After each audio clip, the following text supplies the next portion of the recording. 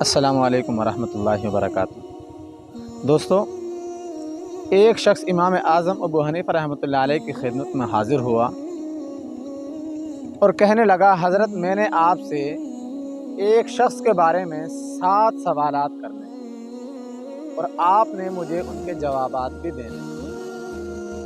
حضرت نے فرمایا، آپ سوال کرتے جائیں۔ تو اس شخص نے کہا، ایسا شخص جو بن دیکھے گواہی دیتا ہو، یہود و نصارہ کے قول کی تصدیق کرتا ہو، اللہ رب العزت کی رحمت سے دور بھاگتا ہو، مردار کھاتا ہو، جس چیز کی طرف اللہ رب العزت بلاتا ہے اس کی طرف نہ جاتا ہو، اس کی طرف رغبت نہ کرتا ہو، اور جس چیز سے اللہ رب العزت ڈراتا ہے اس سے ڈرتا نہ ہو، اور فتنہ اس شخص کو بہت زیادہ محبوب ہو، تو کیا جس شخص کے اندر یہ 7 باتیں موجود ہوں تو کیا ایسا شخص مومن ہو سکتا ہے؟ کیا ایسا شخص مسلمان ہو سکتا ہے؟ تو امام اعظم ابو حنیفہ رحمۃ اللہ علیہ نے فرمایا، جس شخص کے اندر یہ 7 خوبیاں موجود ہیں تو ایسا شخص مومن ہے، مسلمان ہے، وہ کافر نہیں ہو سکتا۔ جب امام اعظم ابو حنیفہ رحمۃ اللہ علیہ نے یہ جواب دیا تو وہ شخص بہت زیادہ حیران و پریشان ہوا، کہنے لگا، حضرت یہ شخص مسلمان کیسے ہو سکتا ہے؟ تو حضرت نے فرمایا، دیکھو، تم نے کہا بن دیکھے گواہی دیتا ہو، تو ہر مومن بندہ اللہ رب العزت کی ذات کی بن دیکھے گواہی دیتا ہے۔ تم نے کہا یہود و نصارہ کے قول کی تصدیق کرتا ہو، تو قرآن پاک میں آیا ہے، وقالت اليہود لیست النصارى علی شیء وقالت النصارى لیست اليہود علی شیء۔ یہود کہتے ہیں نصارہ کسی دین مذہب پر نہیں ہے، اسی طرح نصرانی بھی یہی کہتے ہیں کہ یہود کسی دین مذہب پر نہیں ہے، اور مسلمان ان دونوں کے قولوں کی تصدیق کرتا ہے۔ اسی طرح تم نے کہا اللہ رب العزت کی رحمت سے دور بھاگتا ہو، تو دیکھو جب بھی بارش ہوتی ہے ہر بندہ اس سے دور بھاگتا ہے، اس لیے کہیں اس کے کپڑے گیلے نہ ہو جائیں، اس کے کپڑے بھیگ نہ جائیں۔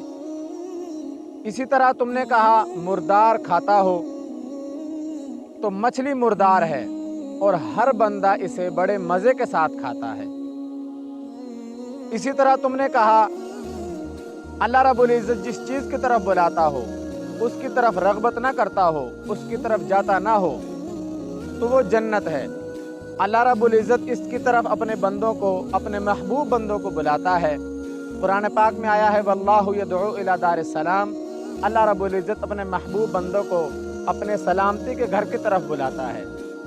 اسی طرح تم نے یہ کہا جس چیز سے اللہ رب العزت ڈراتا ہو اس سے ڈرتا نہ ہو تو وہ جہنم ہے۔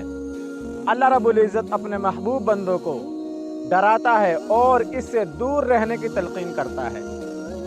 اسی طرح تم نے کہا فتنہ اس شخص کو بہت زیادہ محبوب ہو، تو اللہ رب العزت قرآن پاک میں فرماتا ہے، انما اموالکم و اولادکم فتنہ، بے شک مال اور تمہاری اولادیں تمہارے لیے فتنہ ہیں۔